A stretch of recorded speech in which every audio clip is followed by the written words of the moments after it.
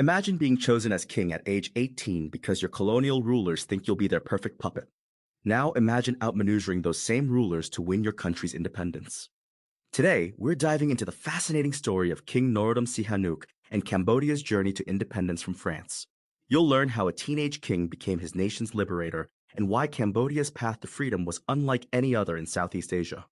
And what's really remarkable is how Sihanouk managed to achieve this through clever diplomacy rather than armed struggle, which was happening in neighboring Vietnam at the time. Let's start at the beginning. How did Cambodia end up under French control in the first place? Well, it's actually a fascinating story. In 1863, Cambodia's King Norodom, Sihanouk's predecessor, actually approached France for protection. The kingdom was being squeezed between Thailand and Vietnam, who were both trying to absorb Cambodian territory. Wait, so Cambodia actually asked to become a French protectorate? Exactly. It was essentially a survival strategy. The French presence prevented Cambodia from being completely swallowed up by its neighbors. They even helped recover some lost territories, including the region around Angkor Wat, which Thailand had controlled. But I'm guessing this protection came at a price? Oh, absolutely. The French gradually took more and more control over Cambodia's internal affairs. By the early 1900s, it was essentially direct colonial rule, even though they maintained the fiction of it being just a protectorate. And this brings us to Sihanouk. How did he end up on the throne? This is where it gets really interesting. In 1941, when King Sisowath Monivong died, the French colonial officials specifically chose the 18-year-old Sihanouk as the new king. They thought this teenager would be easily controlled. That seems like quite a miscalculation on their part. It was probably one of the biggest political miscalculations in colonial history. The French had no idea that this young prince they picked would become the architect of their exit from Cambodia. So how did Sihanouk begin pushing for independence? During World War II, Cambodia was actually occupied by Japan, which gave Sihanouk his first taste of operating independently from France. After the war, he started becoming more vocal about independence. And how did the French respond to these early independence moves? Initially, they tried to maintain control by making small concessions, but Sihanouk wasn't satisfied with partial measures. He launched what he called his Royal Crusade for Independence in early 1953. Tell me more about this Royal Crusade. What exactly did it involve? Sihanouk actually traveled to several Western capitals, including Washington, D.C., where he met with Vice President Nixon and Secretary of State Dulles. He was trying to build international support for Cambodia's independence. How did that meeting with American leaders go? Not well at all. They rejected his plea, arguing that solidarity with France was crucial in dealing with communism. Sihanouk was quite disappointed by their cold reception. But clearly that didn't stop him. Not at all. He continued his diplomatic campaign, and by August 1953, France, which was already struggling with the war in Vietnam, agreed to open negotiations. And this led to independence? Yes, on November 9, 1953, Sihanouk proclaimed Cambodians' independence. It was a remarkable achievement, gaining freedom through diplomatic means rather than armed struggle. That's quite different from what was happening in Vietnam at the time. Exactly. While Vietnam was engaged in a bloody war for independence, Sihanouk managed to achieve the same goal through clever diplomacy and timing. What was his strategy in dealing with the French? He actually used France's own arguments against them.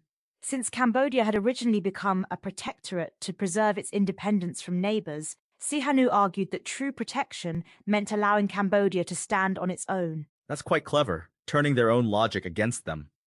And he timed it perfectly. France was already struggling with the situation in Vietnam and couldn't afford another conflict in Cambodia.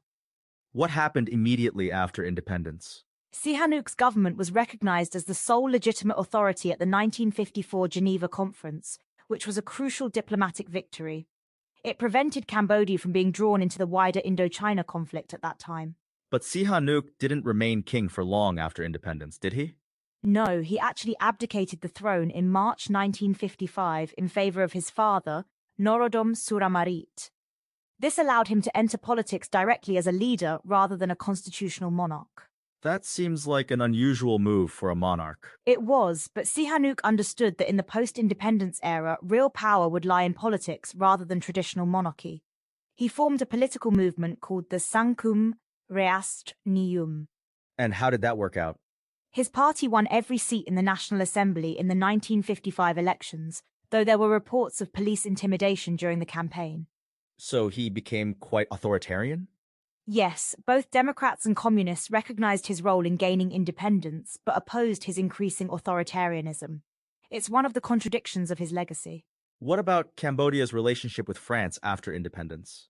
They maintained relatively close relations, partly due to the French language connection and France's role in preserving Cambodia's independence earlier.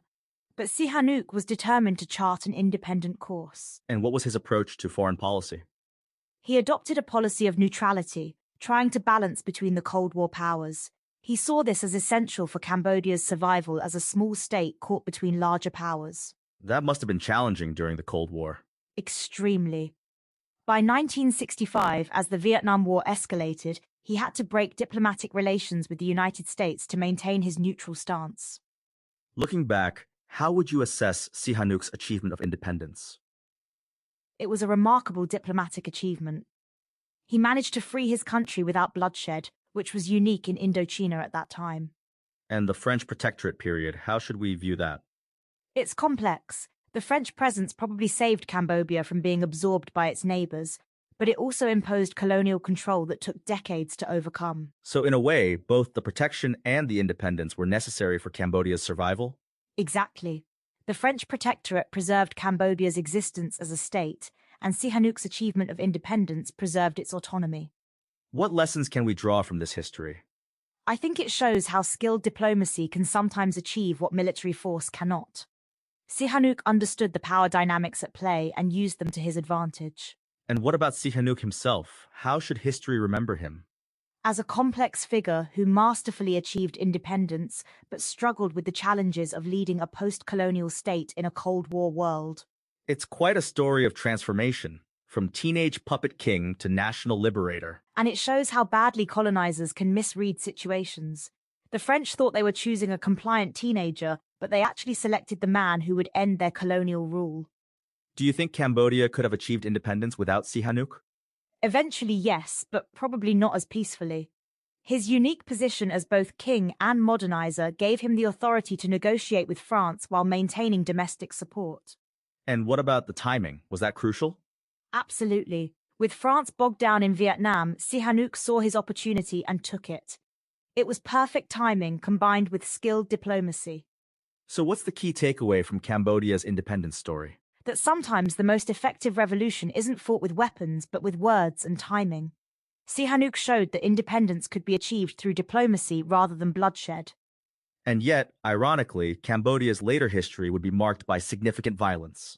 Yes, which makes the peaceful achievement of independence even more remarkable in historical context. What do you think Sihanouk's greatest strength was in achieving independence? His ability to understand and exploit the changing international situation. He saw France's weakness in Indochina and used it to Cambodia's advantage. It's fascinating how he turned from puppet to power broker. And that transformation really encapsulates the whole story of Cambodia's independence, turning a relationship of dependence into one of sovereignty. Well, that brings us to the end of today's episode of Podcasts. We've seen how a teenage king outmaneuvered his colonial masters to win independence through diplomacy rather than warfare. Thanks for joining us for this fascinating story of political transformation. And remember, sometimes the most powerful revolutions aren't fought with guns, but with wit, timing, and diplomatic skill.